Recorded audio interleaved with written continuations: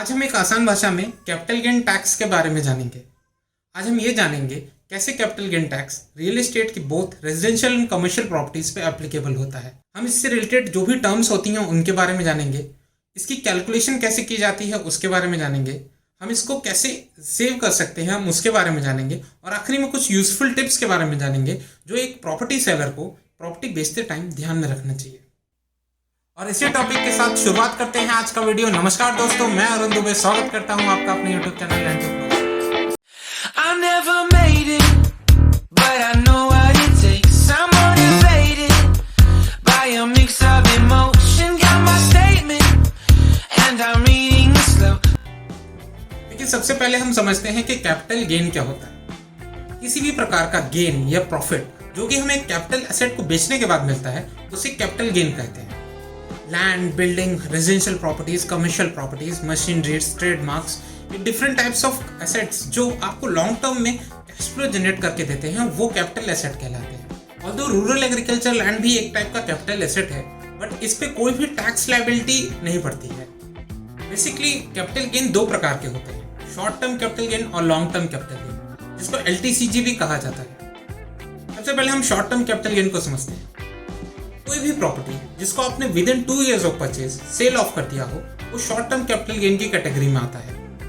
और जहां तक short term capital gain tax की बात है, इस पे उतना ही टैक्स पड़ेगा जितना कि सेलर का at the time of selling of this property उसका इनकम टैक्स स्लैब है।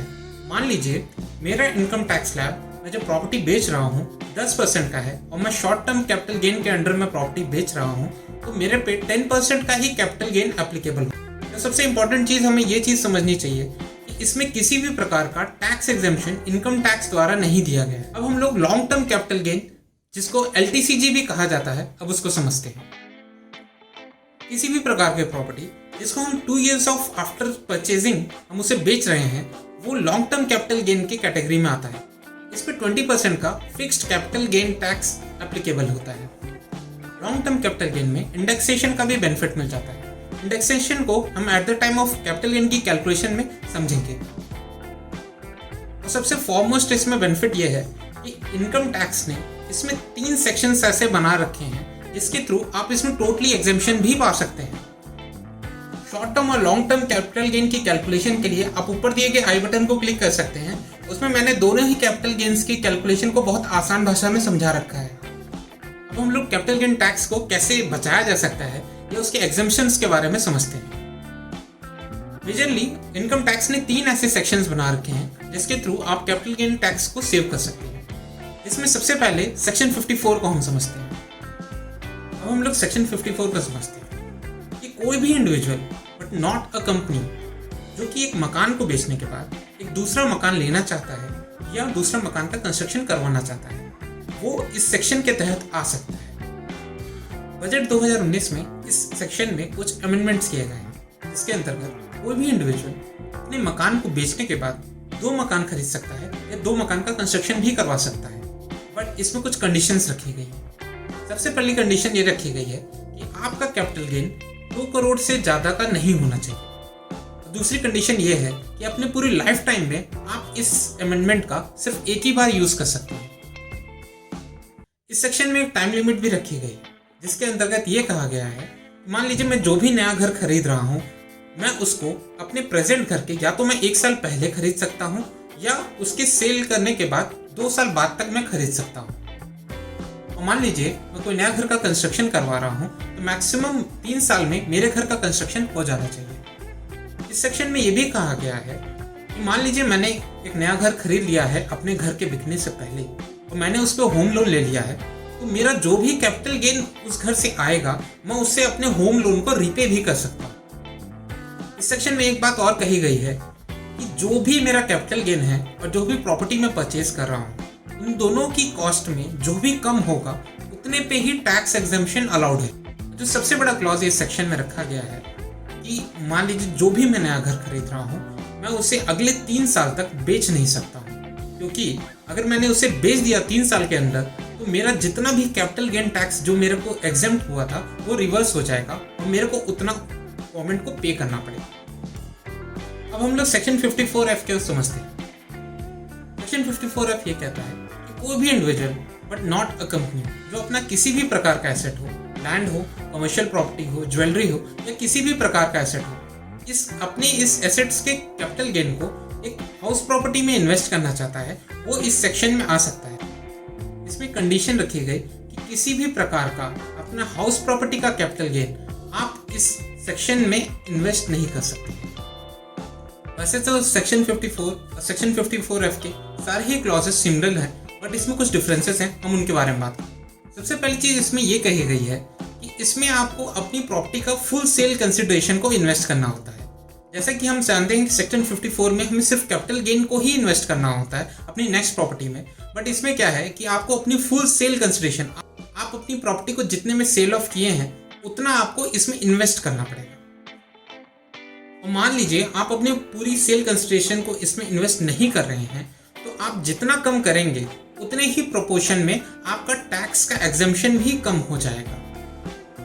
इस सेक्शन का सबसे बड़ा कंडीशन ये रखा गया है कि जब आप इस सेक्शन को ऑप्ट कर रहे हो उस टाइम आपके पास एक से ज्यादा प्रॉपर्टी नहीं होनी चाहिए।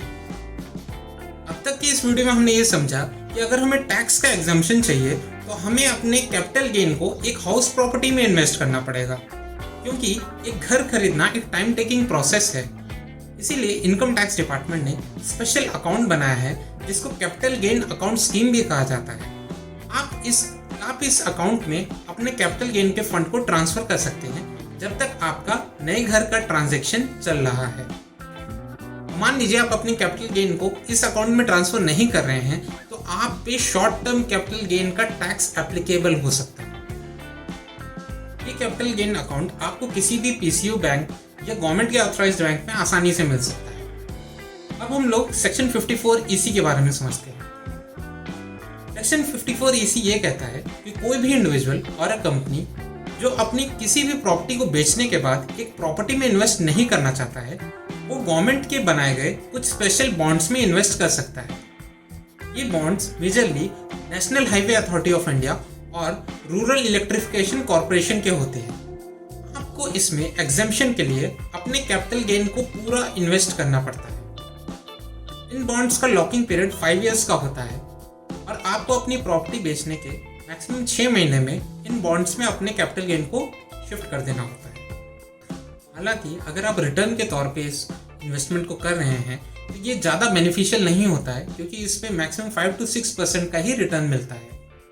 ये बॉन्ड्स किसी भी नेशनलाइज्ड बैंक में आसानी से अवेलेबल होते हैं। अब हम कुछ टिप्स के बारे में जानेंगे जो एक प्रॉपर्टी सेलर को प्रॉपर्टी बेचते टाइम ध्यान में रखना चाहिए।